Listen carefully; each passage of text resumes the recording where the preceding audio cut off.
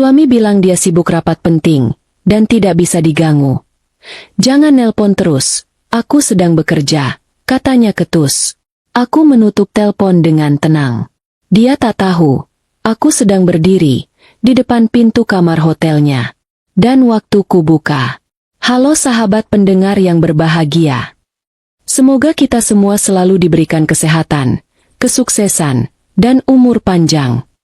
Sebelum kita lanjut ceritanya, bantu agar channel ini terus berkembang. Dengan like, subscribe, serta komen dari mana asal sahabat sekalian mendengarkan cerita ini. Jika sudah, mari kita mulai ceritanya. Aku masih ingat aroma plastik tipis dari kotak makan hangat yang kupangku di pangkuan. Ayam kukus dengan sedikit jahe, menu yang selalu Rahan minta setiap kali katanya harus lembur. Di dalam taksi sore itu, lampu kota berpendar di kaca jendela, seperti berusaha menenangkan dadaku yang sejak tadi sempit oleh sesuatu yang tidak bisa kuterjemahkan. Teleponku bergetar. Nama Rahan muncul. Aku sempat tersenyum kecil. Refleks lama istri yang mencoba tetap lembut meski sering dibuat bingung oleh nada suaminya belakangan. Tapi begitu kuangkat, suaranya langsung dingin, ketus, seperti ada orang lain yang sedang dia jaga gengsinya. Kenapa kamu nelpon terus? Fier? Aku sudah bilang aku lagi rapat penting. Jangan ganggu. Aku membuka mulut, ingin menjelaskan bahwa aku hanya ingin mengantarkan makan malamnya. Tapi sebelum sempat satu kata pun keluar, telepon langsung diputus. Detik itu, dada kiriku terasa seperti tertarik perlahan. Tenang, Elvara. Kau sudah terbiasa dengan perubahan nada itu. Sudah bertahun-tahun. Taksi berhenti di depan hotel tempat Rahan bekerja. Hotel tinggi dengan lampu-lampu hangat yang sering kubanggakan dulu, tanpa ada siapapun tahu bahwa sebagian dana renovasinya, sebagian modal awal jaringan propertinya, diam-diam pernah membeli namaku dalam buku para pemegang saham. Tapi waktu itu aku memilih menjadi istri biasa yang menunggu suaminya pulang. Aku tidak pernah menunjukkan apapun. Tidak pernah ingin membuatnya merasa tersaingi. Aku turun, menggenggam jaket panjang warna abu-abu lembut yang kupakai. Warna yang membuatku tidak terlalu mencolok di lorong marmer hotel. Aku melangkah ke lift. Tombol angka 19 kutekan. Dan suara mekanis lift naik perlahan memenuhi keheningan. Setiba di lantai 19, lorongnya terasa terlalu sepi. Seperti seseorang sudah menutup suara-suara jauh sebelum aku tiba. Lampunya temaram, tidak terang seperti biasanya. Aku menggenggam kotak makan lebih erat. Lalu melangkah ke pintu bertuliskan 1907. Aku sempat menarik napas panjang. Rahan tidak tahu bahwa aku di sini. Tidak tahu bahwa aku tadi memutuskan untuk langsung datang, setelah seminggu penuh mendengar suaranya yang selalu lelah, selalu meledak, selalu menghindar dari tatap mataku. Aku mengetuk pelan. Tidak ada jawaban. Ku tengok kacanya. Tidak ada tanda rapat. Biasanya ada stiker kecil tanda, meeting in progress, karena Rahan sering bangga memamerkan bahwa ia bagian dari manajemen hotel. Tapi kali ini kosong. Seperti tidak pernah ada rapat apapun. Detik berikutnya, suara berdesis halus terdengar dari dalam, seperti seseorang mematikan musik atau percakapan pelan yang tertahan. Aku mengetuk sekali lagi. Tangan di balik pintu terdengar tergesa-gesa. Kunci bergeser. Dan pintu kamar 1907 terbuka separuh. Rahan berdiri di sana, kemeja setengah terbuka, rambut sedikit acak. Wajah terkejut yang berubah cepat menjadi wajah seseorang yang berusaha mengontrol kericuhan. Fier, kamu ngapain di sini? Aku melihat ke dalam kamar. Cahaya redup dari lampu meja memantul di gelas wine yang masih basah. Ada piring kecil berisi dessert mahal. Di sofa, seorang wanita berdiri perlahan, tinggi, berpenampilan rapi. Rambutnya disisir halus dengan lipstik merah yang tidak pernah ku bisa pakai. Celine Auria. PR Hotel. Aku pernah melihatnya sekali di acara ulang tahun kantor. Saat itu ia memandangku dari ujung mata seolah aku hanyalah bayangan. Kini tatapan itu kembali muncul, lebih jelas, lebih merendahkan. Oh, Celine mendekat ke Rahan sambil merapikan gaun pendek hitamnya. Ini, istrinya. Nada itu, Nada yang meluncur seperti menghina tanpa perlu mengangkat volume. Rahan buru-buru menutup sedikit pintu, menghalangiku dengan tubuhnya, seolah kamar itu area steril yang tidak pantas kusentuh. Kamu bikin malu aku, Fier. Ini rapat internal. Kamu nggak boleh sembarangan datang. Aku mengangkat kotak makan perlahan. Tanganku sedikit gemetar. Aku cuma takut kamu belum makan. Rahan menatap kotak itu seperti benda yang konyol. Elvara, tolong pulang. Sekarang. Seline menyandar pada sofa sambil tersenyum miring. Istri yang terlalu overthinking itu melelahkan. Mas, sudah aku bilangkan. Aku tidak bisa menangkap seluruh kalimatnya, tapi cukup untuk membuat tengkukku dingin. Aku menunduk, mengatur napas. Maaf, aku mengganggu rapat pentingmu, Mas. Aku mundur selangkah. Tapi sebelum Rahan sempat menutup pintu sepenuhnya, aku melihat sesuatu. Di meja kerjanya, laptop terbuka dengan slide presentasi. Tapi ada satu tab kecil di belakangnya, yang sempat berkedip sebelum dia menutup layar cepat-cepat. Draft Agreement of Asset Transfer. Namaku tercantum samar. Dunia di depan mataku seperti bergeser sedikit. Aku tersenyum tipis.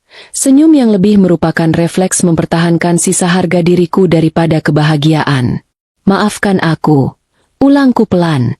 Aku memutar tubuh. Seolah benar-benar akan pergi. Langkahku menjauh 5 meter. 10. Lalu aku bersandar di dinding dekat sudut lorong. Kamar 1907 tidak tertutup rapat. Pintu itu berhenti sebelum akhirnya menutup penuh, menyisakan celah tipis. Celah yang cukup untuk suara masuk. Aku memegang ponselku. Jariku bergerak otomatis. Merekam. Dalam hitungan detik, suaraku tenggelam oleh suara Rahan dari dalam. Dia nggak tahu apa-apa. Tinggal tunggu dia tanda tangan dokumen itu. Semua aset beres. Suara Seline menyusul. Ringan, penuh keangkuhan. Kamu tinggal cerai aja nanti. Bilang dia unstable. Istri kayak dia gampang banget dibentuk ceritanya. Aku memejamkan mata. Ada rasa panas yang menumpuk di bawah kelopak. Tapi tidak ada air yang jatuh. Mungkin karena aku terlalu sering menangis sebelumnya. Sampai tubuhku memutuskan untuk berhenti. Lalu kalimat yang membuat jantungku berhenti setengah detik. Setelah aset pindah, aku bebas. Dia cuma beban. Dari dulu juga gitu. Seline tertawa kecil. Tenang. Aku sudah siapkan skenarionya. Tanganku meremas ponsel sampai terasa sakit. Ada detik-detik hening dari dalam kamar. Lalu suara kursi digeser. Rahan berbisik dekat pintu. Suaranya samar tapi cukup untuk membuat kulitku merinding. Pintu itu tadi kok kayaknya nggak ketutup ya? Ah, sudahlah. Aku menahan napas. Langkah kaki bergerak menuju pintu. Aku mematikan rekaman. Kutekan ponsel ke dada, menahan gemetar yang naik perlahan. Suara handle pintu bergetar. Rahan memeriksa. Aku tidak bergerak. Aku tidak bernapas. Pintu dibuka penuh. Aku berdiri di lorong, pura-pura mengirim pesan, pura-pura tidak mendengar apapun. Rahan menatapku bingung. Kok kamu belum pulang? Aku mengangkat wajah, dan untuk pertama kalinya setelah sekian tahun, tatapanku kembali stabil. Aku cuma butuh waktu sebentar. Rahan tidak curiga apapun. Ia hanya menutup pintu kembali, mengucap, "Jangan lama-lama di sini. Malu sama tamu lain." Pintu menutup, dan saat suara kuncinya kembali terkunci, aku membiarkan napas panjang meluncur dari dadaku. Aku memutar ponsel. Menekan nama kontak yang sudah lama tidak kupanggil. Mafira, kau sibuk? Tanyaku pelan. Nadaku bergetar tapi tidak rapuh. Dari seberang, suara sahabat lamaku datar namun waspada. Suaramu beda. Fier, ada apa? Aku menutup mata, memaksakan diriku untuk berkata jujur dalam satu kalimat pendek. Aku butuh bantuan hukum. Ada hening beberapa detik. Fier, kamu yakin? Aku menatap pintu 1907. Pintu yang kini terasa seperti gerbang ke kebenaran yang sangat kotor. Iya. Aku sudah dengar semuanya. Angin dingin dari AC lorong menyapu kulitku. Dan malam itu, tanpa Rahan tahu, hidup kami mulai bergerak ke arah yang tidak bisa ia kendalikan lagi. Untuk pertama kalinya aku sadar. Aku tidak akan diam lagi. Dan apapun yang menunggu di depan, celah kecil di pintu 1907 tadi, baru membuka awal dari semuanya. Aku berdiri cukup lama di lorong itu, sampai telapak tanganku yang menggenggam ponsel terasa lembab. Kotak makan yang kubawa masih kupeluk di sisi lain, seperti beban kecil yang tiba-tiba berubah menjadi simbol betapa naifnya aku selama ini. Lorong hotel yang biasanya terasa hangat kini justru membungkam segalanya. Tidak ada suara langkah tamu. Tidak ada denting troli hose keeping. Hanya detak jantungku sendiri yang terdengar terlalu keras. Aku melangkah perlahan kembali ke depan pintu 1907. Bukan untuk mengetuk lagi, tapi untuk memastikan celah yang tadi memberiku potongan kebenaran itu memang nyata, bukan ilusi dari rasa curiga. Pintu tampak tertutup rapat sekarang, tapi bayangan langkah di baliknya masih jelas. Rahan berjalan santai. Tidak, bukan santai, lebih seperti seseorang yang sedang sibuk menjaga alibinya. Aku menahan napas saat suara dari dalam muncul lagi. Kamu yakin dia nggak curiga? Suara Seline terdengar lebih tajam daripada tadi. Nadanya seperti sedang menilai kualitas barang, bukan membicarakan manusia. Rahan mendengkus kecil. Dia itu polos. Sel. Dari dulu juga gampang banget diputar-putar. Dia pikir aku beneran sibuk rapat. Tinggal tunggu waktu aja. Aku merasakan sesuatu di dalam dadaku berputar. Bukan sekadar marah. Ini seperti perasaan yang sudah lama menumpuk. Tapi baru sekarang menemukan bentuknya. Aku melangkah mundur beberapa langkah. Mencari posisi aman di balik sudut. Tempat cahaya lorong tidak menjangkauku. Aku buka kembali ponselku. Tombol rekam kutekan pelan. Kuposisikan ponsel di dekat telingaku, seolah sedang mendengarkan musik. Padahal aku menahan tiap kata mereka agar tertangkap jelas. Rahan melanjutkan. Nada suaranya berubah sinis. Nanti kalau dia udah tanda tangan, aku tinggal bilang dia nggak stabil secara emosional. Semua orang bakal percaya. Dia pendiam, gampang panik, gampang bingung. Profilnya cocok untuk narasi itu. Seline tertawa pelan, geli, seolah rencana itu lucu. Bagus. Kalau semua aset beralih, kita tinggal urus perceraian yang bersih. Kamu bebas dari istri yang cuma makan uang kamu. Tubuhku membeku. Nafas tercekat di tenggorokan. Makan uang? Jika mereka tahu sebenarnya. Jika mereka tahu semua hal yang selama ini mereka gunakan untuk merendahkanku justru berdiri di atas uangku, tabunganku, asetku, dan warisan ayahku yang selama ini kupindahkan diam-diam untuk menutupi semua kekacauan keluarga Rahan. Tapi aku tidak bergerak dari sudut lorong itu. Aku hanya mendengarkan, mengumpulkan tiap kalimat seperti serpihan puzzle yang selama ini kutolak untuk dirangkai. Mas, suara Seline merendah sedikit. Kamu yakin dia nggak bakal melawan? Rahan terdiam sejenak sebelum menjawab. Dia nggak akan kemana-mana. Dia terlalu cinta. Cinta. Kata itu seperti tempeleng halus yang membuat aku tersadar betapa buta dan sendirinya aku selama ini. Aku menelan ludah. Tanganku yang memegang ponsel perlahan mengeras. Ku kendalikan agar tidak gemetar. Rasanya seluruh tubuhku berubah dingin. Tapi kepalaku justru semakin jernih. Suara pintu kamar bergeser sedikit. Mungkin karena angin AC. Mungkin karena mereka mendekat. Aku buru-buru mematikan rekaman. Ku pegang ponsel erat-erat. Ku hitung napas agar tidak panik. Karena jika Rahan membuka pintu itu sekarang, dan melihatku masih di sini, semuanya bisa runtuh sebelum aku siap melawannya. Aku berbalik perlahan. Seolah aku hanya seorang tamu hotel biasa yang hendak ke lift. Langkahku ringan tapi cepat. Begitu mencapai ujung lorong, aku menekan lift berkali-kali. Seakan tombol itu adalah peganganku satu-satunya untuk keluar dari badai yang baru saja menelanjangiku. Lift terbuka. Pintunya dingin dan sepi. Aku melangkah masuk. Begitu pintu menutup, seluruh keberanian yang kutahan sejak tadi runtuh dalam sekejap. Bahuku jatuh. Kotak makan yang kubawa miring sedikit, hampir jatuh ke lantai. Aku memeluknya ke dadaku, bukan karena isinya penting, tapi karena itu satu-satunya yang bisa kutahan untuk menjaga diriku tidak roboh lagi. Suara denting lift mengiringi gema kalimat itu di kepalaku. Dia cuma beban. Dia nggak tahu apa-apa. Dia gampang dibentuk ceritanya.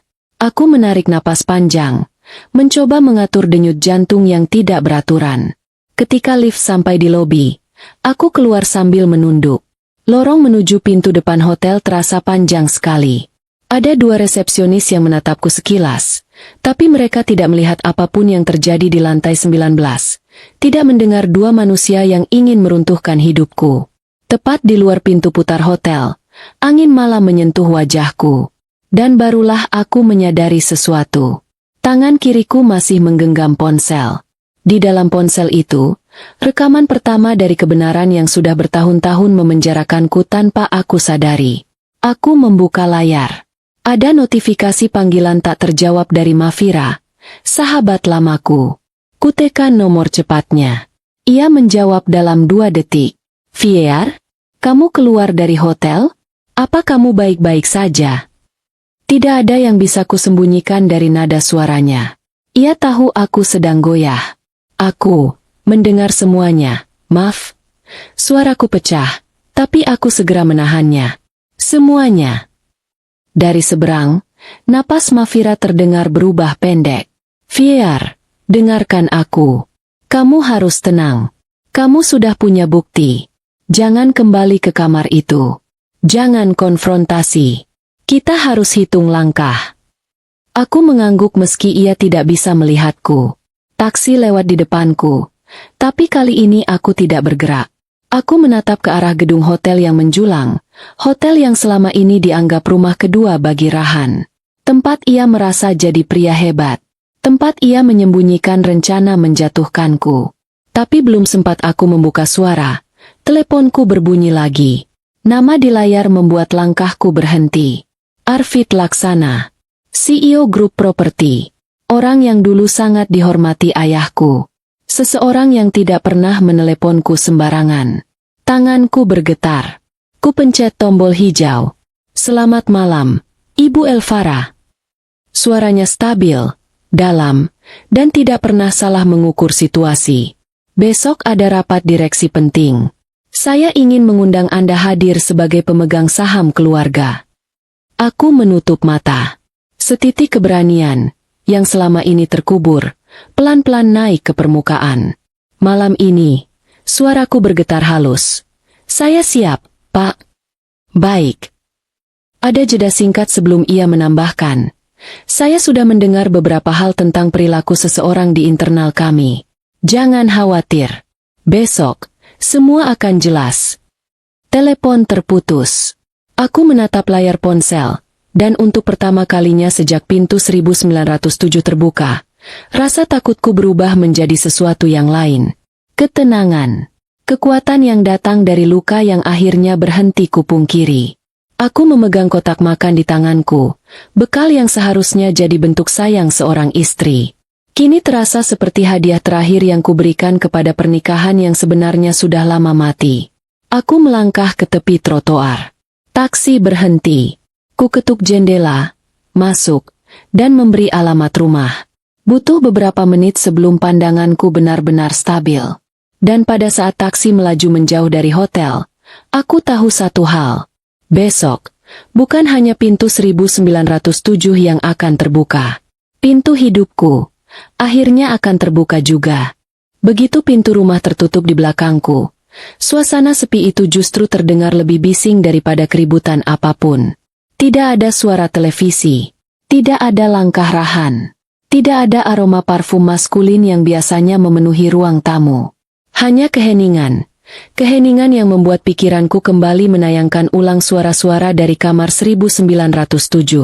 Dia nggak tahu apa-apa. Tinggal tunggu dia tanda tangan dokumen itu. Dia gampang banget dibentuk ceritanya. Aku berdiri beberapa detik tanpa bergerak. Hanya napasku yang terdengar, berat. Seperti tubuhku menolak untuk menerima kenyataan ini sekaligus. Kotak makan yang kubawa tadi kutelepas di meja. Masih utuh, masih hangat, dan aku menatapnya lama, seolah ada kenangan yang hendak berteriak dari dalamnya. Ini seharusnya makanan untuk suami yang lembur. Suami yang kukira sedang bekerja keras. Yang kukira setia. Yang kukira jujur. Aku memejamkan mata. Betapa bodohnya aku. Bukan bodoh. Aku hanya mencintai orang yang salah dengan cara yang benar. Ponselku bergetar. Satu pesan suara dari Mafira masuk. Aku memutarnya sambil duduk perlahan di ujung sofa. Fier, aku sudah dengar rekamannya. Ini serius.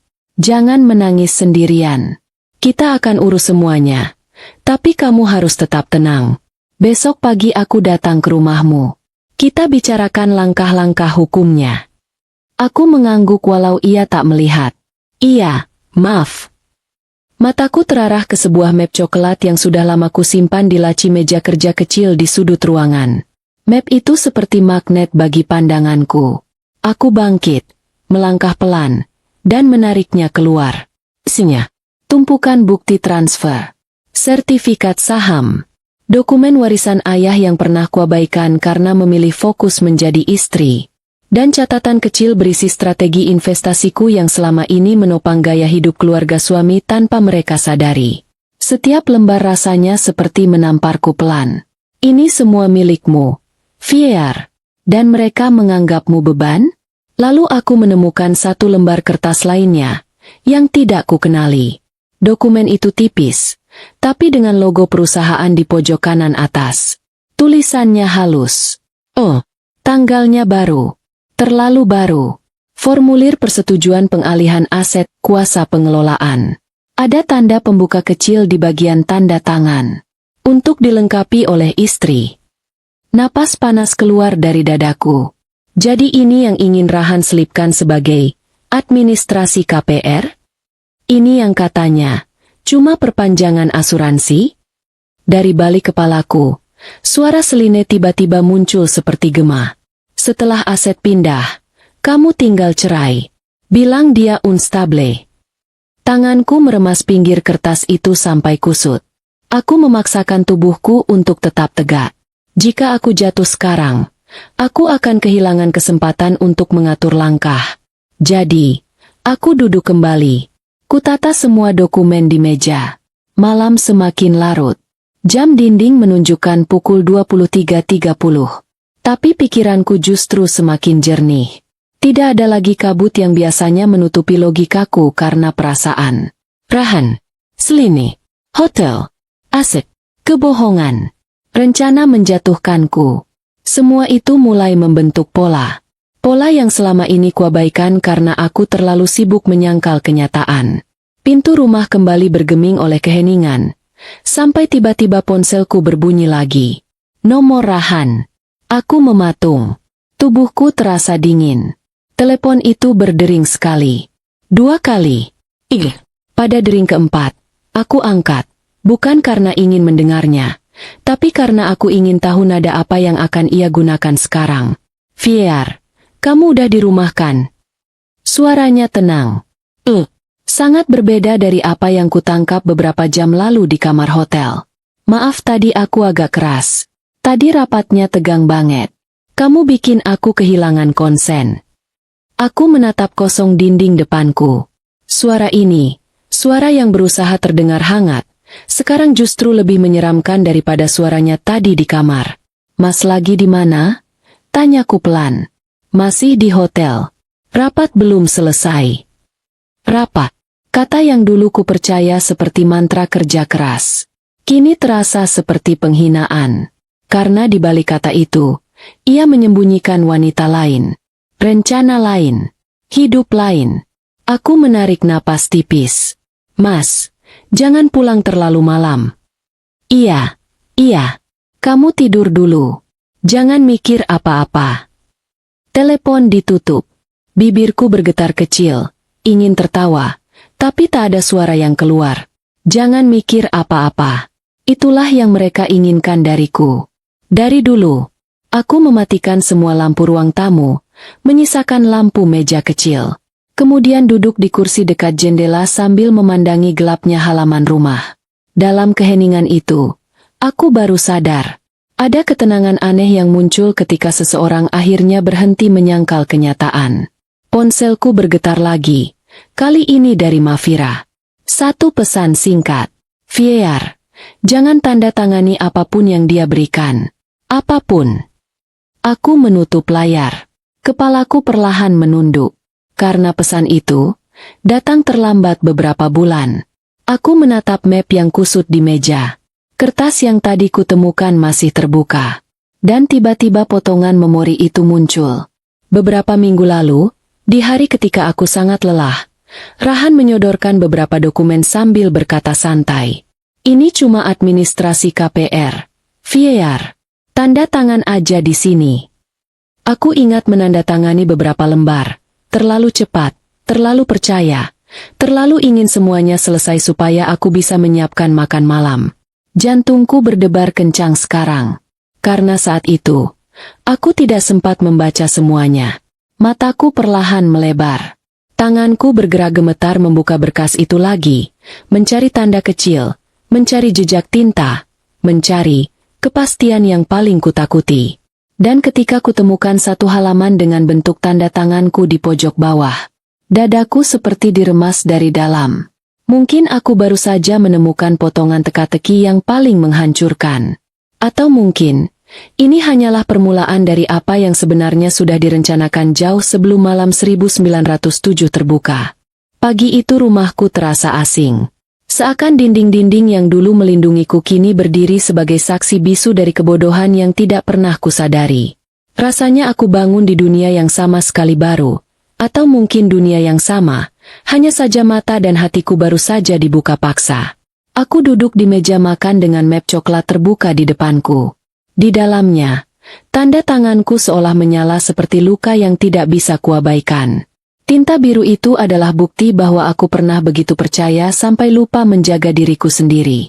Ketika bel rumah berbunyi, aku tersentak kecil. Aku membuka pintu. Mafira berdiri di sana, rapi dalam setelan kerjanya yang sederhana tapi tegas. Wajahnya tanpa make up tapi sorot matanya tajam, dan rambut hitamnya disanggul rendah. Persis seperti dulu, saat kami sama-sama kerja di perusahaan keuangan. Bedanya, dulu aku mendampingi klien, sementara sekarang, aku menjadi kasus yang harus ia lindungi. Masuk, kataku pelan. Begitu pintu tertutup, ia mematung melihat wajahku. Kamu nggak tidur semalaman, ya? Aku tidak menjawab, hanya menunduk, kemudian berjalan menuju meja makan.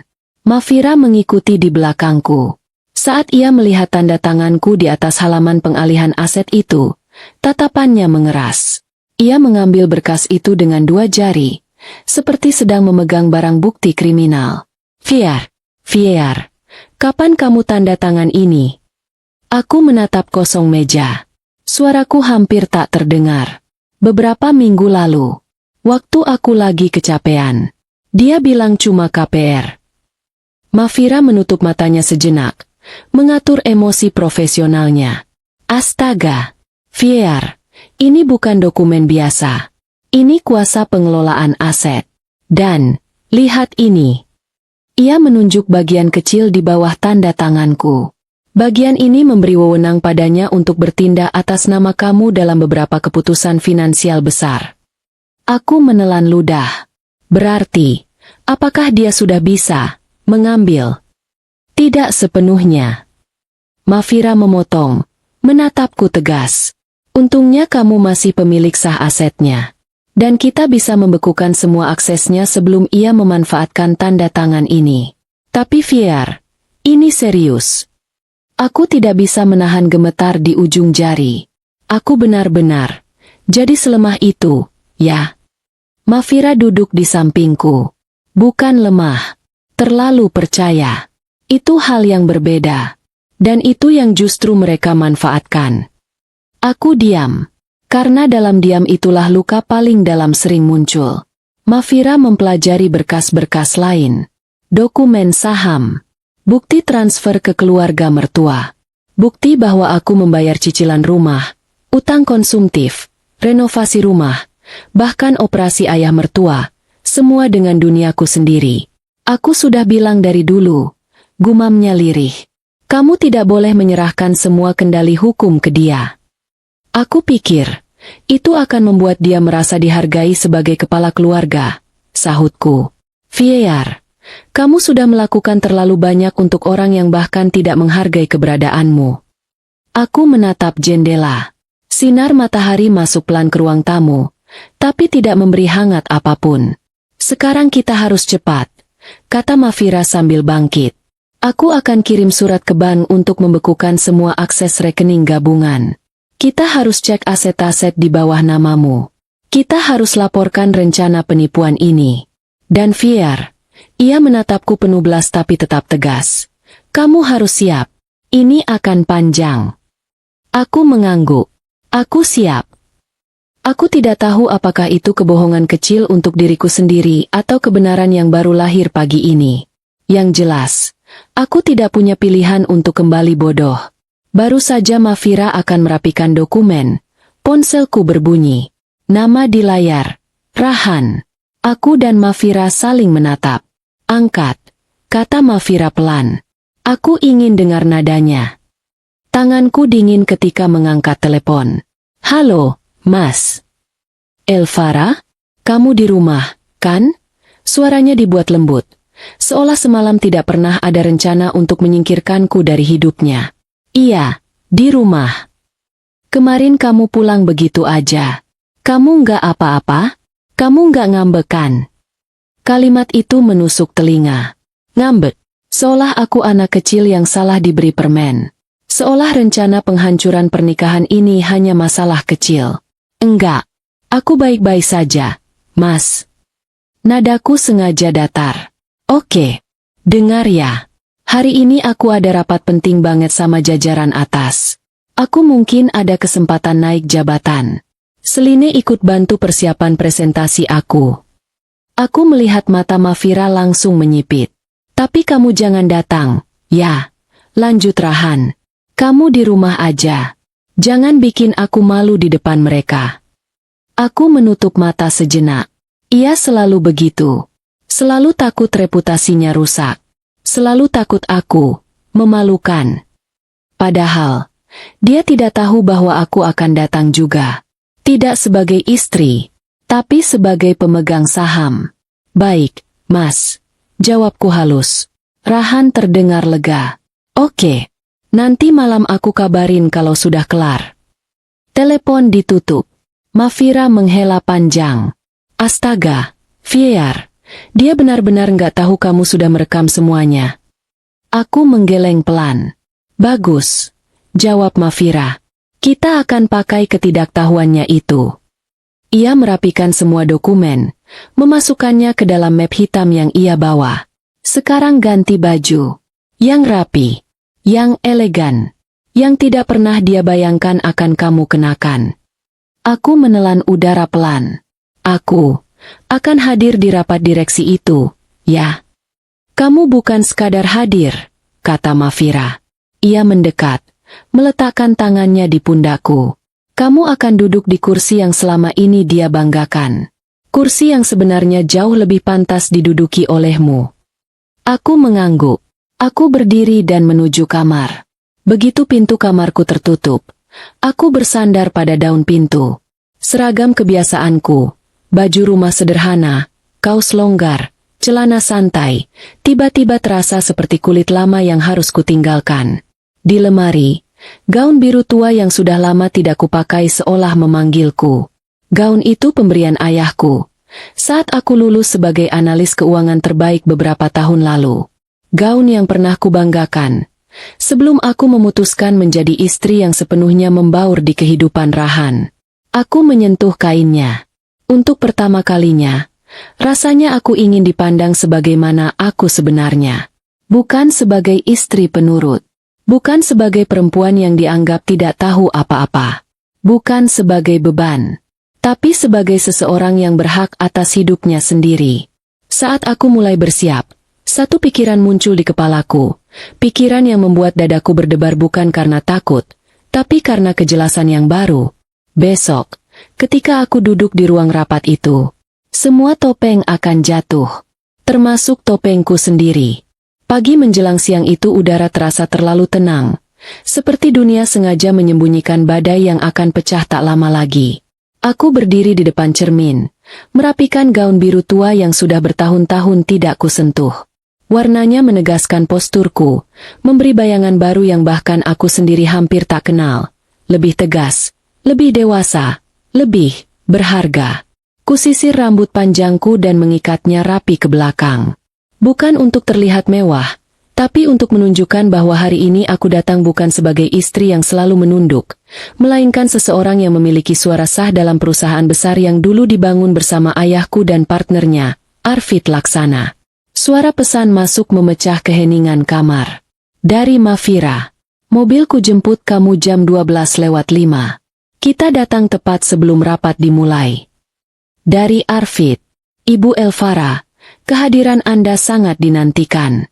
Mohon masuk melalui akses tamu direksi. Tim saya sudah diberi instruksi. Aku menarik napas pelan. Ini nyata. Ini bukan rencana di atas kertas. Ini bukan lamunan tengah malam penuh emosi. Ini langkah pertama menuju ruang yang selama ini tidak pernah kubayangkan akan kumasuki dengan namaku sendiri. Ketika jam dinding menunjukkan pukul 12.05, bel rumah berbunyi. Mafira sudah berdiri di luar gerbang, mengenakan setelan hitam yang elegan dan membawa map yang jauh lebih tebal dari kemarin. Ayo, Fiar, katanya dengan senyum yang menguatkan. Ini harimu. Kami masuk ke mobil hitam yang sudah menunggu. Sepanjang perjalanan, gedung-gedung tinggi tampak melintas di kaca jendela, dan tiap kali melihat bayangan diriku di refleksi kaca, aku merasa sedang melihat seseorang yang baru tumbuh dari luka semalam. Di sisi lain kota, pada saat yang sama, Rahan tengah bersiap juga. Hanya saja, ia tidak tahu bahwa langkahnya menuju ruang rapat hari ini bukan menuju kemenangan, melainkan menuju kehancuran yang ia ciptakan sendiri. Ketika mobil berhenti di area drop-off VIP hotel, aku merasakan lututku sedikit goyah. Tapi pegangan Mafira di lenganku cukup kuat untuk membuatku terus bergerak. Lorong menuju lift direksi berbeda dengan lorong depan hotel. Dindingnya berlapis kayu gelap. Lampu-lampu kecil gantung memberi kesan eksklusif. Aku berjalan di tengahnya seperti seseorang yang mengembalikan haknya yang selama ini dipinjam orang lain. Petugas keamanan yang berdiri di depan lift membungkuk sopan. Sore, Ibu Elvara. Silakan naik. Lantai 33 sudah menunggu. Nada itu, respek itu, sudah lama sekali aku tidak merasakannya. Ketika pintu lift tertutup dan lift mulai naik, Mafira memandangku. Kamu siap? Aku mengangguk. Aku harus siap. Bagus. Ia menyesuaikan kacamatanya. Rapat ini akan menentukan arah semuanya. Bukan hanya perceraian. Bukan hanya aset. Tapi hidup kamu ke depannya. Aku menarik napas dalam-dalam. Kamu pikir, dia akan tahu aku hadir di rapat? Dia akan tahu. Mafira menatapku lurus. Dan reaksinya akan jadi bagian penting dari proses hukum nanti. Lift berhenti. Pintu terbuka ke ruang lobi kecil yang dipenuhi 2 asisten direksi dan 1 pintu kaca besar bertuliskan Executive Board Meeting. Di balik kaca, samar-samar aku melihat Rahan, dari belakang. Kemeja rapinya disetrika halus. Rambutnya disisir ke samping. Ia tanpa percaya diri, berdiri di depan layar besar sambil membuka laptop. Seline duduk di sebelahnya, menyiapkan slide presentasi dengan senyum puas yang sangat ia banggakan. Keduanya terlihat seperti pasangan yang siap meraih masa depan bersama. Tidak ada sedikit pun keraguan di raut wajah Rahan. Tidak ada rasa takut. Tidak ada kecurigaan. Ia benar-benar mengira bahwa hari ini adalah puncak karirnya. Aku hampir bisa mendengar suara hatinya. Semua akan berjalan sesuai rencana. Elvara pasti di rumah, diam, seperti biasanya. Tapi pintu kaca itu belum dibuka sepenuhnya. Seorang pria berambut perak, berwibawa, masuk dari pintu samping. Arvid Laksana. Ia melihatku pertama kali sebelum melihat siapapun lain. Tatapannya tidak menunjukkan kasihan. Tidak juga simpati kosong. Tetapi pengakuan. Pengakuan bahwa aku memiliki tempat di ruangan itu. Ia memberi anggukan kecil, Tanda bahwa waktuku sudah tiba. Asisten membuka pintu besar ruang rapat. Semua kepala berbalik. Rahan yang sedang merapikan mikrofon menghentikan gerakannya. Wajahnya memucat dalam waktu kurang dari 2 detik. Seline yang sedang memegang pointer presentasi menegang. Matanya membesar seakan melihat hantu. Aku melangkah masuk. Gaun biru tua yang kukenakan seakan membuat langkahku mengisi ruangan itu. Setiap suara sepatu haku menggema di lantai marmer seperti mengetuk pintu reputasi mereka sendiri. Arvid berjalan di sampingku. Mafira di belakangku. Para direksi berdiri, memberi hormat. Kemudian Arvid bicara, suaranya stabil dan jelas. Bapak dan Ibu, sebelum kita mulai rapat hari ini, izinkan saya memperkenalkan seseorang. Ia menoleh padaku dengan hormat yang tidak pernah sekalipun kuterima dari keluargaku sendiri. Putri dari almarhum partner saya. Pemegang saham signifikan di grup properti ini. Dan pemilik hak suara dalam rapat hari ini. Ibu Elvara Sion. Ruangan membeku. Rahan tidak bernafas. Seline memegang lengan kursi seolah tubuhnya akan jatuh. Salah satu anggota direksi langsung berdiri tegak.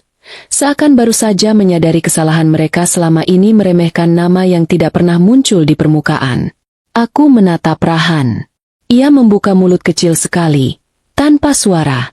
Lalu akhirnya, dalam bisikan gugup yang tidak dimaksudkan untuk didengar siapapun, tapi justru terdengar jelas. Viear, kamu, apa yang kamu lakukan di sini? Aku hanya memberi satu senyum tipis. Senyum seorang wanita yang baru saja menarik kembali hidupnya. Namun sebelum aku sempat duduk, Arvid menambahkan. Dan sebelum sesi presentasi dimulai, saya rasa seluruh peserta rapat perlu mendengar sesuatu.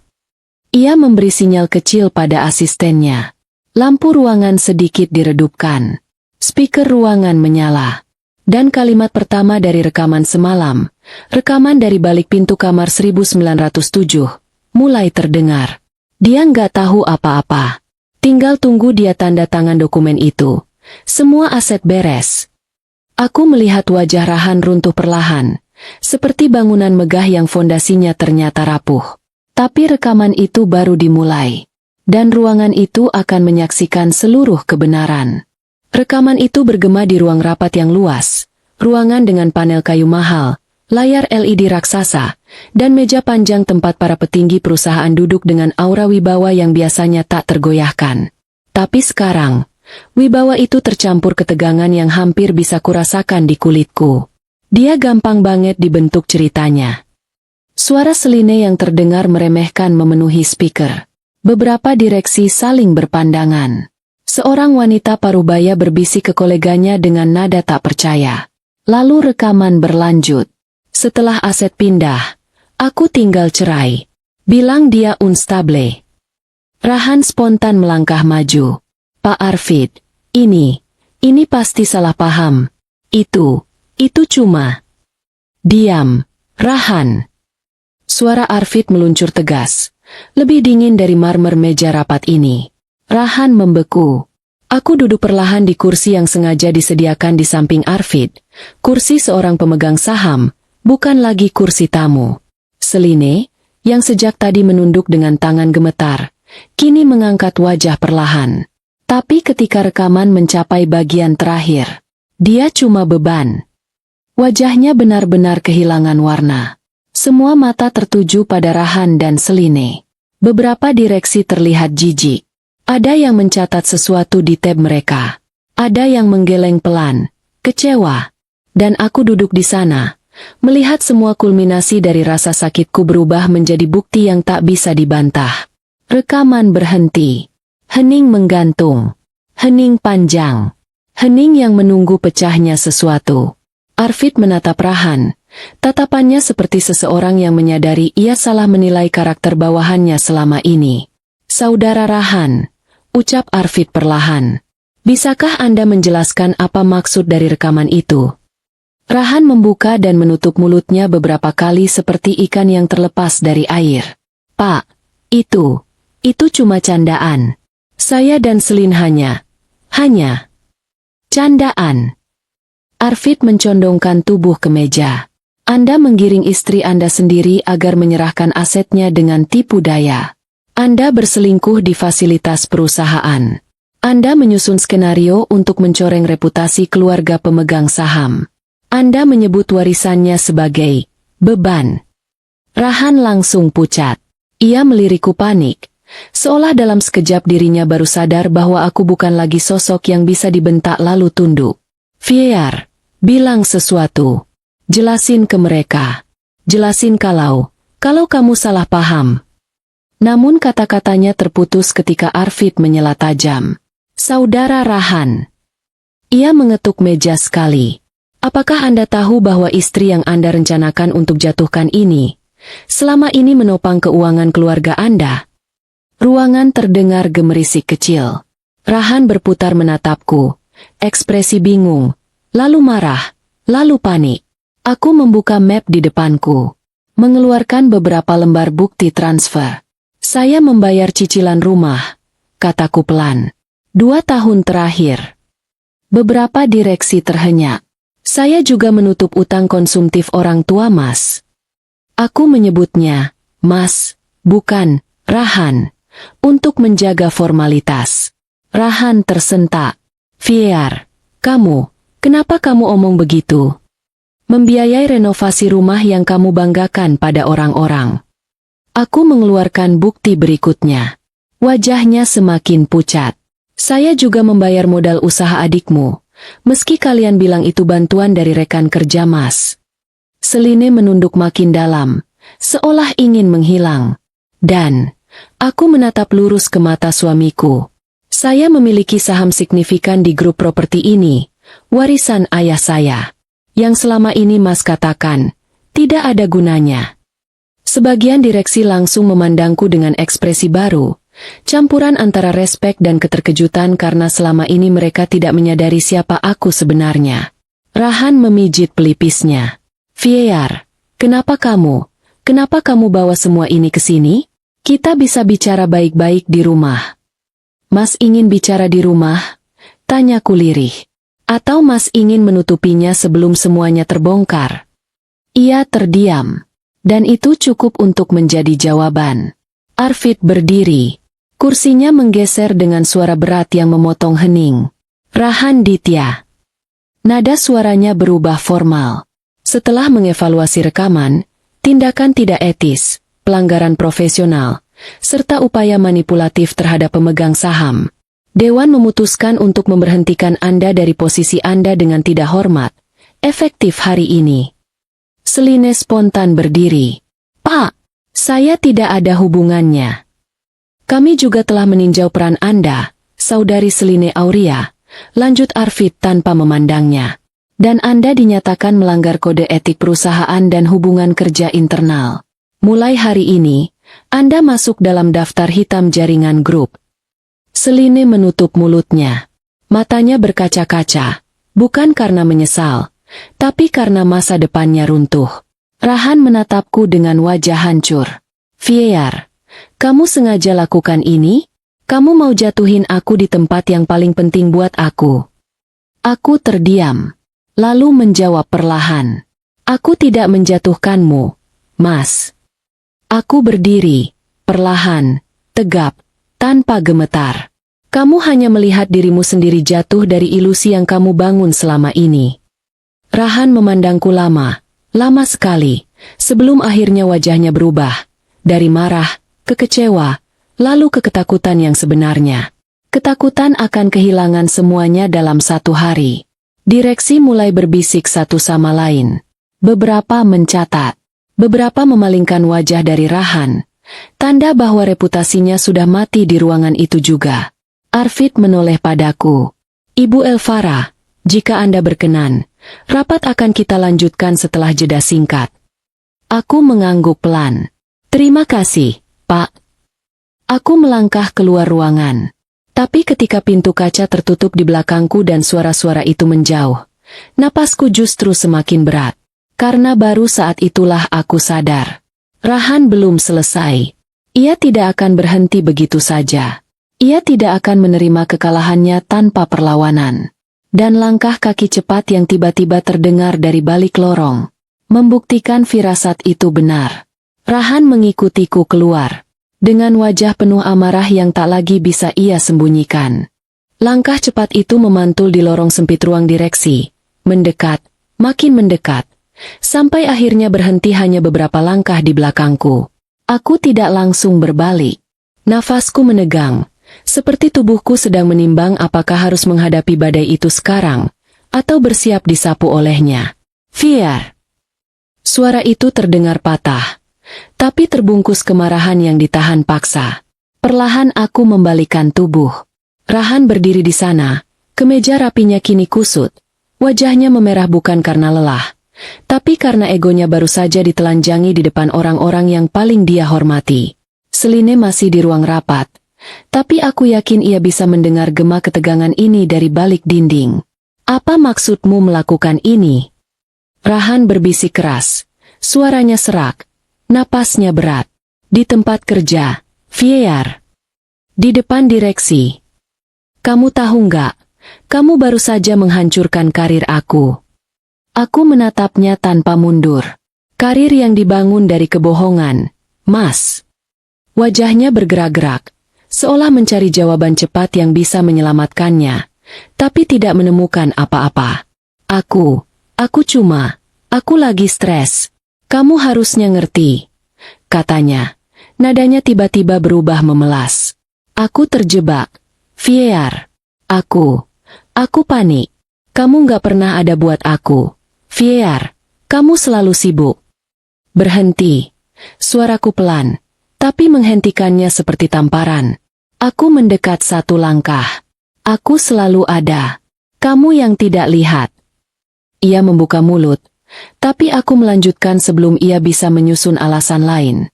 Aku yang bayar cicilan rumahmu saat kamu gagal membayar. Aku yang tutupi utang keluargamu ketika bank hampir datang menagih ke rumah. Aku yang biayai operasi ayahmu. Aku yang memberi modal usaha adikmu. Aku yang membiayai hidup kita saat karirmu belum ada apa-apanya. Tatapannya goyah. Fiar, aku nggak pernah minta itu. Kamu tidak pernah minta dengan mulutmu, jawabku. Tapi kamu biarkan aku membayar semuanya. Lalu kamu bilang aku hanya beban. Ia menarik napas tajam, kesal, takut, dan tersudut sekaligus. Tapi kamu juga bersalah. Nada suaranya meninggi. Kalau kamu nggak terlalu diam, nggak terlalu lemah, aku nggak akan merencanakan menceraikan aku setelah aset pindah ke namamu. Potongku. Rahan menelan ludah, tidak bisa membalas. Lorong itu sunyi, sangat sunyi. Bahkan AC gedung pun rasanya berhenti berputar. Akhirnya ia berkata pelan, hampir seperti bisikan. Fiar, aku nggak mau kehilangan kamu. Kamu istriku. Kata itu, istriku, seakan berusaha membungkus semuanya menjadi satu kesalahan kecil yang bisa dimaafkan. Seolah ia masih punya hak atas diriku. Seolah duniaku masih berputar di sekelilingnya. Aku istrimu? Tanyaku pelan, nyaris berbisik. Tapi kamu tidak memperlakukan aku seperti manusia. Ekspresi wajahnya retak. Tapi aku melanjutkan, karena ini pertama kalinya suaraku tidak bergetar. Selama ini, aku diam bukan karena lemah. Aku menatap matanya tajam. Aku diam karena aku masih cinta dan berharap kamu berubah. Tapi kamu melihat diamku sebagai peluang untuk menghancurkan aku. Rahan mengubah strategi lagi. Wajahnya melunak dalam sekejap. Suaranya lirih. Fiar, kita pulang aja, ya. Kita bicarain baik-baik di rumah. Kamu pasti lagi kelelahan. Kita bisa mulai ulang. Fiar, aku nyesel, oke? Aku beneran nyesel. Itulah yang paling berbahaya darinya. Kemampuan mengganti wajah dalam hitungan detik. Tatapanku tetap dingin. Mas, ucapku pelan. Ini bukan tentang menyesal. Ini tentang siapa kamu sebenarnya. Ia terdiam. Sangat lama. Hingga akhirnya, sesuatu dalam dirinya pecah. Bukan rasa bersalah, tapi kesadarannya bahwa kontrolnya atas hidupku sedang hilang. Wajahnya memerah, alisnya menegang, rahangnya menggigil. Gak mungkin kamu ngelawan aku sejauh ini tanpa bantuan, gumamnya penuh curiga. Siapa yang bisikin kamu? Mafira? Atau Arvid? Ia menyempitkan mata. Tunggu, jangan bilang kamu emang udah rencanain semua ini? Kamu mau balas dendam, gitu? Kamu pikir kamu siapa? Fiar. Aku tidak bergerak. Tidak satupun kata yang keluar dari mulutku untuk memuaskan kemarahannya. Karena diamku kali ini bukan ketakutan, tapi keputusan. Keputusan untuk tidak memberi energi pada seseorang yang tidak layak. Saat itu juga, pintu ruang rapat kembali terbuka. Seline muncul di pintu, wajahnya basah oleh air mata. Entah karena takut kehilangan pekerjaan atau kehilangan akses pada kehidupan mewah yang ia incar lewat Rahan. Rahan. Suaranya parau. Dewan. Mereka minta kamu keluar dari gedung sekarang. Keamanan sudah dipanggil. Rahan membalik cepat. Kamu diam dulu. Aku lagi bicara sama istri aku. Kalimat itu justru membuat beberapa staf di ujung lorong berhenti, menatap dengan canggung. Arvid keluar tepat setelahnya, ditemani dua petugas keamanan. Saudara Rahan, ucap Arvid tegas. Silakan tinggalkan area rapat sekarang. Ini bukan lagi ranah internal, ini ranah profesional. Rahan menoleh ke Arvid, kemudian kembali menatapku, seperti seseorang yang baru menyadari sesuatu yang menakutkan. Fiar. Suaranya melemah. Jangan lakukan ini, ya? Kamu tahu aku cuma kelepasan, kan? Kamu tahu aku sayang sama kamu. Aku menarik napas pelan. Mas, ucapku tenang. Aku tidak sedang menghukum kamu. Aku sedang berhenti menyakiti diriku sendiri. Rahan terdiam. Kata-kata itu menembusnya lebih dalam dari rekaman manapun. Petugas keamanan mendekat. Silakan, Pak. Rahan menelan ludah. Ia melirikku sekali lagi. Tatapan campur aduk antara marah, bingung, takut, dan kehilangan. Tapi kali ini, bukan aku yang kehilangan. Bukan lagi aku yang memohon agar dilihat. Bukan lagi aku yang berdiri sendirian dalam pernikahan yang timpang. Ia berbalik dan berjalan pergi. Langkahnya tak lagi percaya diri. Tak lagi gagah. Tak lagi sombong. Seline buru-buru menyusul. Tapi sebelum ia masuk lift, ia menatapku, tatapan yang penuh benci dan penyesalan bercampur. Lift menutup. Keheningan kembali turun. Mafira mendekat dan menyentuh lenganku lembut. Fiar, kamu luar biasa. Kamu tahu itu, kan? Aku tersenyum tipis, meski hatiku penuh getaran rumit. Belum, jawabku pelan. Tapi aku sedang belajar. Saat aku bersiap kembali masuk ruang rapat bersama Arvid, sebuah firasat dingin muncul di bagian belakang kepalaku. Rahan bukan tipe yang menyerah. Ia akan mencari celah lain. Ia akan kembali, dengan wajah baru, cerita baru, taktik baru. Hari ini karirnya runtuh. Tapi bagian hidupku yang harus kusingkirkan darinya, baru akan dimulai. Dan sesuatu dalam intuisiku berkata, pukulan berikutnya tidak akan datang dari kantor. Tidak dari Seline. Tidak dari ruang rapat manapun. Tapi dari tempat yang jauh lebih dekat. Lebih personal. Dan lebih mampu menyakitiku. Aku belum tahu apa itu. Namun aku tahu ini belum selesai. Keheningan lift yang membawaku turun dari lantai direksi terasa lebih menyesakkan daripada suara marah Rahan sebelumnya. Begitu pintu terbuka di lobi hotel, cahaya sore menusuk mataku, terang, tapi tidak memberi damai. Mafira berjalan tepat di sampingku, membawa map hitam berisi bukti-bukti yang baru pagi tadi kususun ulang. Ia tidak banyak bicara, mungkin memberiku ruang untuk memproses apa yang baru saja terjadi. Karena benar, di ruang rapat tadi, hidupku berubah arah. Dan perubahan itu belum selesai. Ketika kami tiba di gedung pengadilan keluarga, langit mulai memerah. Matahari hampir tenggelam. Lampu-lampu jalan menyala satu persatu, seperti mata-mata kecil yang mengamati setiap langkahku. Aku sudah daftarkan permohonan sidang darurat, kata Mafira tenang. Jika semua berjalan sesuai dokumen, hakim akan mengabulkan pembekuan akses ke semua aset sebelum Rahan mencoba mengganggu. Aku menggenggam tas kecilku lebih erat. Kalau dia sudah sempat mengalihkan sebagian. Belum, jawab Mafira cepat. Rekening dan aset yang terdaftar atas nama kamu masih aman. Tapi kita tidak bisa membiarkan waktu berjalan terlalu lama. Dia akan mencoba sesuatu. Fier. Orang seputus asa dia akan melakukan apapun untuk bertahan. Aku menelan ludah. Aku tahu. Kami berjalan memasuki gedung, melewati lorong panjang dengan lantai berubin kusam yang mengingatkanku pada tempat-tempat aku dulu mendukungnya dari belakang, mengantar berkas, mengambilkan kopi, menyemangati mimpinya. Ironis, bahwa kini gedung pengadilan keluarga menjadi tempat aku menemukan kembali diriku sendiri. Di ruang tunggu, hanya ada beberapa orang. Seorang wanita dengan mata sembab, seorang pria tua bersama pengacaranya, dan seorang security yang mengawasi dengan acuh. Suasana berat menempel di udara, seperti setiap orang di sini sedang membawa beban yang tidak ingin ia akui. Aku menunduk. Maaf, aku takut. Ia meletakkan tangannya di atas tanganku. Takut itu normal. Tapi kamu tidak sendirian. Aku tersenyum kecil. Senyum pertama yang kurasakan jujur sejak semalam. Tak lama kemudian, pintu ruang hakim terbuka. Seorang petugas memanggil nama lengkapku. Elvara Sion. Silakan masuk.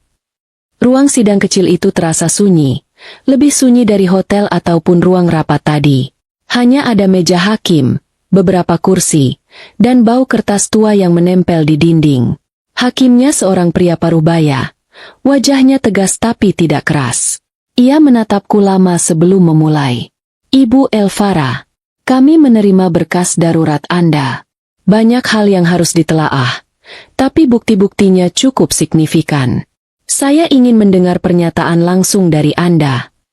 Aku menarik napas panjang. Ada upaya dari suami saya untuk memindahkan aset saya ke namanya, tanpa sepengetahuan saya, melalui manipulasi dokumen dan tekanan emosional, kataku perlahan. Hakim mengangguk, mencatat. Malam tadi, saya menangkap rencana suami saya dengan perempuan lain untuk membuat saya tampak tidak stabil secara mental, agar ia bisa mendapatkan perceraian yang menguntungkan dan menguasai aset. Aku membuka ponsel. Mafira mengangguk. Aku memutar rekaman. Hanya bagian penting. Bagian yang cukup untuk menunjukkan motif. Ketika kata-kata Rahan memenuhi ruangan itu, tinggal tunggu dia tanda tangan dokumen itu. Dia gampang dibentuk ceritanya. Hakim menatapku dengan ekspresi yang sulit diterjemahkan. Bukan kasihan. Lebih seperti, kenapa seorang wanita sepertimu harus mengalami ini? Baik. Ucap hakim setelah rekaman berhenti. Saya akan mengeluarkan putusan pembekuan akses finansial suami Anda sampai proses hukum selesai. Untuk aset, kita akan lakukan peninjauan. Aku merasakan napasku sedikit lega. Saya juga sarankan Anda menyiapkan proses perceraian dengan bukti-bukti ini, lanjut hakim. Kami akan jadwalkan sidang pertama secepatnya. Aku mengangguk. Semuanya terasa jauh lebih nyata sekarang. Perceraian. Pemutusan ikatan resmi. Berakhirnya bab yang pernah kubangun dengan seluruh hidupku. Tapi juga melegakan. Sore itu, setelah keluar dari ruang hakim, kami berjalan menuju pintu depan pengadilan. Mafira sedang menelepon asistennya, memastikan semua pembekuan aset diproses hari ini juga.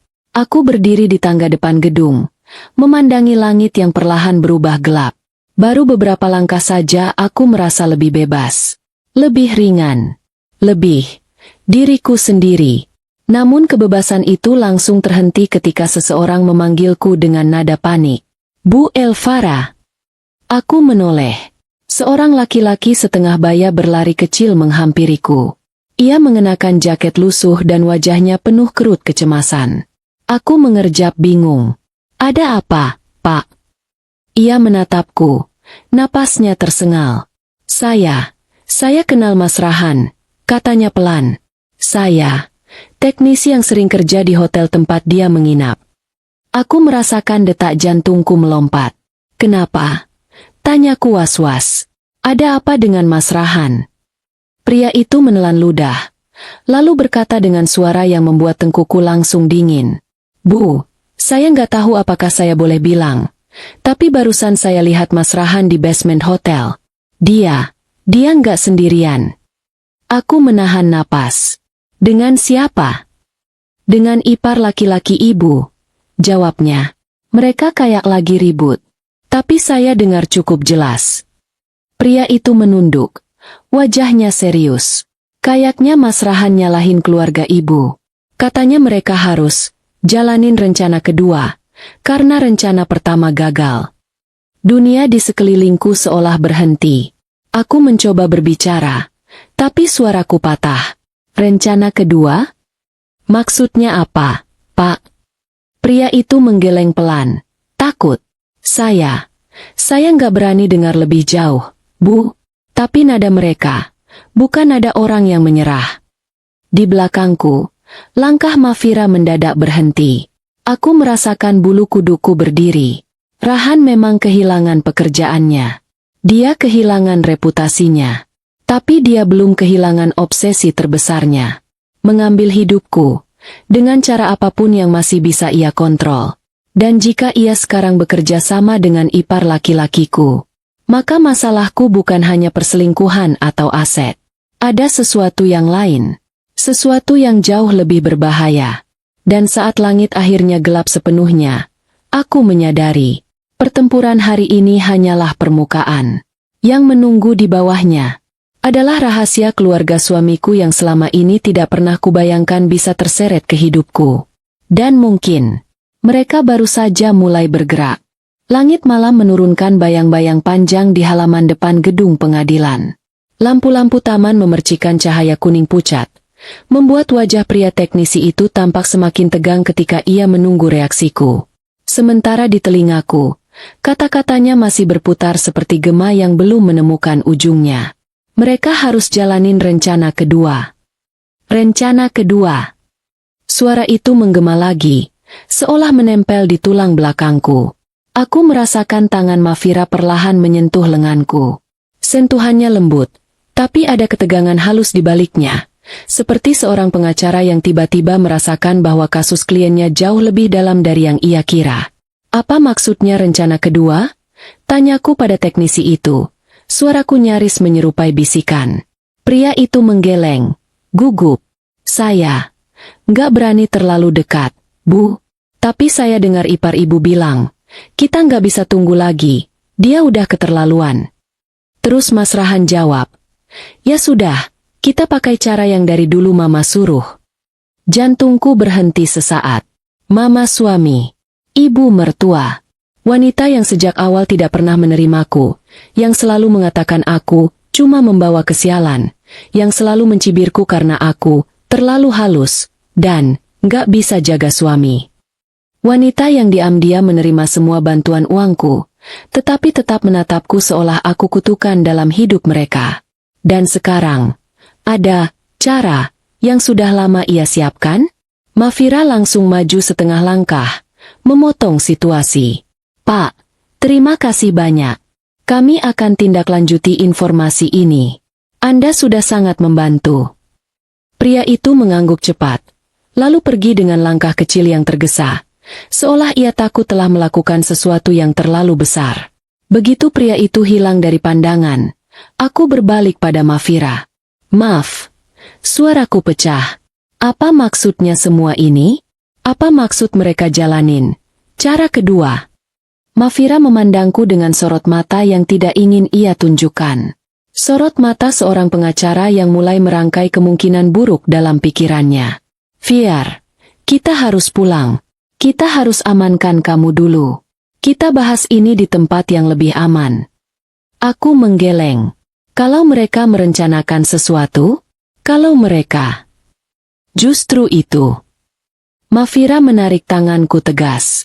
Kita tidak boleh panik di tempat terbuka. Ayo. Kami masuk mobil. Aku duduk di kursi belakang sambil menatap jendela. Lampu jalan bergerak cepat. Seperti garis cahaya yang memotong kegelapan. Tapi kepala dan dadaku justru semakin berat. Apa yang mereka rencanakan? Kenapa melibatkan ipar laki-lakiku? Dan Kenapa ibu mertua? Malam itu terasa panjang ketika mobil berhenti di depan rumahku. Mafira ikut turun, menatap rumahku lama, seolah sedang menilai apakah rumah ini masih bisa disebut tempat aman atau tidak. Lihat dulu sekeliling, katanya pelan. Aku nggak mau kamu masuk sebelum aku cek. Aku mengangguk, meski perutku terasa menciut. Mafira memeriksa halaman, pagar, jendela. Setelah yakin tidak ada yang janggal, ia memberiku isyarat untuk masuk. Namun ketika aku meraih gagang pintu, sesuatu di beranda membuatku terpaku. Sebuah kotak kecil, terbungkus kertas emas kusam, tanpa nama pengirim. Hatiku mencelos. Jangan sentuh.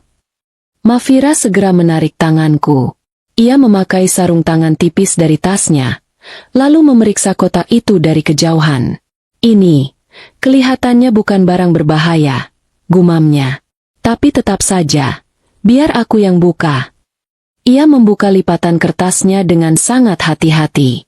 Lalu, isinya muncul. Sesuatu yang membuatku harus memegang pintu agar tidak jatuh. Di dalam kotak itu, ada cincin kawinku. Cincin yang masih dipakai Rahan pagi tadi. Cincin yang tidak pernah ia lepaskan selama bertahun-tahun. Cincin yang kami beli bersama dulu, ketika hidup masih sederhana dan jujur. Sekarang, cincin itu tergeletak begitu saja dalam kotak emas tanpa penjelasan. Mafira membeku. Fiar, ini tanda. Tanda yang sangat jelas. Aku menatap cincin itu dengan dada yang naik turun tak teratur. Aku nggak ngerti. Kenapa dia kirim ini? Untuk apa? Mafira memejamkan mata sejenak. Dia ingin membuat kamu takut. Atau dia ingin menunjukkan bahwa dia sudah melepaskan kamu, tapi dengan caranya yang mengancam. Aku menahan air mata yang hampir jatuh. Dia mau menyakiti aku. Tidak. Jawab Mafira cepat. Dia mau membuat kamu kembali patuh. Itu gaya orang yang kehilangan kontrol. Mereka tidak langsung menyerang. Mereka mulai dari ancaman simbolik. Aku menatapnya keras. Tapi bukankah dia sudah kehilangan segalanya hari ini? Dia harusnya menyerah. Mafira mendekat. Suaranya turun setengah nada. Orang seperti Rahan tidak menyerah ketika kehilangan segalanya. Fiar. Ia menatap cincin itu lama. Mereka menjadi lebih berbahaya. Aku mengangguk pelan. Tubuhku gemetar. Namun sebelum kami bisa melangkah masuk rumah, ponselku bergetar. Nomor tak dikenal. Bukan Rahan. Bukan ipar. Bukan mertua. Aku mengangkat dengan hati-hati. Halo. Tidak ada suara. Halo? Siapa ini? Masih hening. Lalu, tiba-tiba masuk satu pesan WhatsApp dari nomor yang sama. Isinya hanya satu kalimat. Satu kalimat pendek yang membuat seluruh kekuatan di kakiku tiba-tiba hilang. Kalau kamu nggak berhenti, giliran keluargamu berikutnya. Aku membeku. Seluruh dunia di sekelilingku runtuh dalam sekejap. Mafira merampas ponselku, membaca pesan itu, dan wajahnya langsung berubah. Fiar. Suaranya bergetar tipis. Ini bukan lagi sekadar kasus rumah tangga. Aku menatapnya dengan mata membesar. Napas tercekat. Ini sudah masuk ke wilayah kriminal. Malam itu, di bawah langit gelap dan lampu rumah yang baru menyala, aku sadar satu hal. Aku bukan hanya sedang melawan seorang suami yang berselingkuh, tapi keluarga yang bisa melakukan apapun demi gengsi dan keuntungan mereka. Dan dalam ancaman itu, kata, keluargamu, membuat dadaku hancur. Karena keluargaku tinggal jauh, rentan, tidak tahu apa-apa. Dan mereka tidak boleh terseret dalam kegelapan ini. Aku memegang pagar rumah erat-erat. Di sanalah untuk pertama kalinya sejak awal cobaan ini aku merasa. Bukan takut untuk diriku sendiri, tapi takut kehilangan orang yang tidak punya hubungan apapun dengan dosa-dosa keluarga suamiku. Dan sebelum aku bisa mengambil napas panjang, lampu rumahku tiba-tiba padam. Semua gelap, total. Seolah seseorang sudah lebih dulu masuk rumahku. Gelap itu bukan gelap biasa. Bukan gelap karena listrik padam mendadak. Bukan gelap yang memberi jeda beberapa detik sebelum lampu cadangan menyala. Ini, gelap yang terasa direncanakan. Aku membeku di depan pintu rumah, napas tercekat. Sementara Mafira langsung menarik lenganku mundur, menjauh dari ambang pintu. Masuk ke mobil. Sekarang, suaranya rendah, tegas, tanpa keraguan. Namun sebelum kami sempat bergerak, suara pintu pagar samping berderit pelan. Suara kecil, terlalu kecil untuk orang yang sekadar lewat. Aku tahu suara itu. Aku pernah mendengarnya. Bertahun-tahun lalu, ketika Rahan pulang larut malam dan masuk lewat samping agar tidak membangunkanku. Hanya orang yang tahu struktur rumah ini yang bisa membuka pagar itu tanpa bunyi bising. Hatiku langsung mencelos. Dia. Napasku makin cepat. Maaf, dia di dalam. Mafira menatap sekitar cepat. Matanya penuh perhitungan. Kita pergi sekarang. Jangan ambil risiko. Tapi sebelum ia bisa menarikku, lampu teras rumah tiba-tiba menyala kembali. Buf! Satu lampu menyala. Buf! Lampu kedua. Buf! Lampu ketiga. Seperti seseorang menekan saklar satu persatu. Fiar! Bisik Mafira. Jangan panik. Tetap di belakangku. Aku berdiri dengan tubuh kaku, mencoba menahan getaran di tanganku. Lalu, pintu rumahku terbuka dari dalam. Perlahan. Tanpa suara terburu-buru. Bayangan seseorang muncul. Berbahu lebar. Posturnya tak mungkin salah kutebak. Rahan. Namun, bukan wajah suamiku yang pertama kali kulihat. Bukan mata marahnya. Bukan ekspresi kecewanya.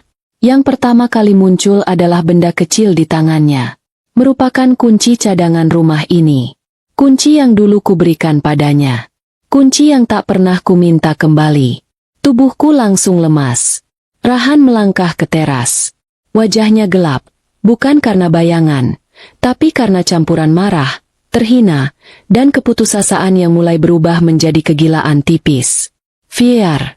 Suaranya pelan, hampir lembut, tapi justru menakutkan. Kamu pulang cepat. Aku tidak menjawab. Mafira selangkah maju. Sikapnya berubah penuh perlindungan. Saudara Rahan, katanya dengan nada hukum yang dingin, Anda diminta menjauh dari klien saya. Saat ini terdapat pembekuan akses dan proses hukum berlaku. Apapun yang Anda lakukan di sini dapat digunakan sebagai bukti pelanggaran. Rahan menatap Mafira lama. Mata yang biasanya penuh gengsi kini memerah, berair, namun penuh dendam. Jadi kamu sekarang pakai pengacara buat lawan suami sendiri? Katanya sambil tersenyum tipis, miring, seperti seseorang yang kehilangan akalnya perlahan. Kamu pikir kamu kuat, Fiar? Kamu pikir kamu bisa hancurin aku begitu saja? Dadaku sesak. Mas, tolong, jangan buat ini lebih buruk. Lebih buruk. Rahan tertawa kecil. Kamu sudah bikin aku kehilangan kerjaan. Kamu bikin aku dipermalukan. Kamu bikin aku kehilangan masa depan. Kamu. Mas kehilangan itu semua karena perbuatan Mas sendiri. Potongku akhirnya. Suaraku gemetar tapi tegas. Aku tidak menjatuhkan Mas. Mas menjatuhkan diri sendiri. Wajahnya berubah. Senyuman yang tadi sangat tipis itu hilang seutuhnya. Hanya menyisakan satu hal. Kemurkaan. Kamu pikir aku selesai? Suaranya pecah. Belum. Fiar. Kamu baru lihat awalnya. Mafira langsung menepi sedikit. Membuka posisi tubuh agar aku bisa mundur. Rahan. Saya peringatkan. Anda melanggar perintah pembekuan aset dan potensi pengajuan perlindungan. Jika Anda bertindak agresif. Tiba-tiba Rahan menaikkan volume suaranya. Diam, Bu pengacara. Ini urusan keluarga. Ia melangkah maju. Aku mundur otomatis. Tapi tepat pada saat itu, pintu pagar depan berbunyi. Ngerek, keras. Semua kepala menoleh. Sebuah mobil hitam megah berhenti di depan rumahku. Pintu belakang terbuka. Dan dari dalam keluar seseorang yang membuat napasku tercekat. Arvid Laksana. Muncul dengan wajah serius. Tidak seperti biasanya. 2 petugas keamanan internal, bukan dari kantor, tapi dari jaringan properti, mengikutinya di belakang. Rahan membeku. Arvid? Pak, apa yang Anda lakukan di sini? Arvid menghampiri kami. Langkahnya mantap dan angkuh seperti seseorang yang membawa kebenaran di tangannya. Saudara Rahan, ucap Arvid datar. Saya diberitahu oleh tim saya bahwa Anda mencoba memasuki rumah istri Anda tanpa izin. Setelah rapat tadi, kami sudah melaporkan perilaku Anda ke pihak berwenang. Rahan terkejut. Pak, ini rumah saya juga. Saya suaminya. Arvid menatapku sekilas, memastikan aku baik-baik saja. Lalu menatap Rahan dengan sorot yang menghancurkan martabat seseorang. Ini rumah yang dibeli dengan dana keluarga Sion. Secara hukum, Anda sudah kehilangan hak mengaksesnya tanpa izin. Rahan membuka mulut, tapi tidak ada suara. Arvid lanjut bicara, kali ini lebih pelan, namun lebih mematikan. Dan tentang rencana kedua yang Anda diskusikan di basement hotel. Arvid mendekat 1 langkah, menatap tepat di mata Rahan. Kami sudah mendapat rekaman CCTV, termasuk percakapan Anda dengan ipar Anda. Aku memeki kecil tanpa suara. Rahan benar-benar membeku. Untuk pertama kalinya sejak aku menemukan perselingkuhannya, sejak aku mendengar rencana jahatnya di kamar 1907, sejak aku mendengarkan ancamannya terhadap keluargaku, aku melihat ketakutan yang bukan sekadar takut dimarahi. Ini ketakutan seseorang yang sadar ia sudah masuk wilayah kriminal. Arvid menoleh ke petugas keamanan. Amankan dia. Serahkan ke pihak berwajib. Rahan langsung panik. Pak, jangan. Fier. Elvara, bilang sesuatu. Aku suamimu. Kamu gak akan biarkan aku dihancurkan begini, kan? Ia meronta ketika petugas memegang lengannya. Fier, kita bisa perbaiki semua. Aku cuma hilang kendali. Aku sayang kamu. Aku cuma butuh kamu balik. Kita bisa mulai lagi dari awal. Fier, jangan lakukan ini ke aku. Fier, jangan biarkan mereka bawa aku pergi. Aku menatapnya. Semua kenangan datang. Senyumnya dulu. Tatapannya dulu. Impian kami dulu. Dan luka-luka yang ia goreskan sejak itu. Dan kini rekaman ancamannya. Rencana menceraikanku demi harta. Perselingkuhannya. Kebohongannya. Rencana kedua yang belum sempat terlaksana. Semuanya ada di antara kami. Aku menarik napas panjang. Mas. Suaraku pelan, tapi tidak getar sedikit pun. Yang menghancurkan Mas bukan aku, tapi pilihan Mas sendiri. Rahan terdiam. Mulutnya terbuka, tapi tak satu pun kata keluar. Petugas menariknya menjauh. Ia menoleh terus ke arahku. Tatapan seseorang yang baru saja kehilangan kuasa selamanya. Dan ketika mobil yang membawanya pergi akhirnya menutup pintunya, suara duk kecil itu terasa seperti akhir dari bab paling gelap dalam hidupku. Arvid mendekat, menatapku dalam-dalam. Sekarang kamu aman, katanya pelan. Untuk pertama kalinya sejak semua ini dimulai. Aku mempercayai kata itu. Minggu-minggu berikutnya berjalan seperti badai yang berubah menjadi mata badai perlahan. Proses hukum berjalan. Ancaman, rencana kedua, terungkap sebagai manipulasi keuangan yang gagal dilakukan ipar dan mertua. Perlindungan hukum untukku dan keluargaku disetujui. Rahan dan komplotannya menjalani proses pidana dan perdata sekaligus. Aku menandatangani berkas perceraian dengan tangan yang tidak lagi gemetar. Dan satu sore, setelah semuanya tuntas secara resmi, aku berdiri di ruang rapat utama perusahaan. Kali ini, bukan sebagai saksi, bukan sebagai istri yang disembunyikan, bukan sebagai korban, tapi sebagai pemilik saham, sebagai suara yang didengar, sebagai seseorang yang akhirnya mengenali dirinya sendiri. Arvid membuka rapat, memandangku sejenak. Kita mulai, tanyanya lembut. Aku mengangguk. Ya, kita mulai. Ketika pintu rapat tertutup, aku menatap meja besar itu. Meja tempat suamiku dulu bermimpi duduk, tapi justru ia buang dengan keserakahannya sendiri. Lalu aku mendengar suaraku sendiri dalam hati. Ternyata, aku tidak pernah kurang. Aku hanya salah memberikan segalanya kepada orang yang tidak pantas menerimanya. Dan untuk pertama kalinya dalam hidupku, aku duduk, tegak, utuh, dan benar-benar bebas.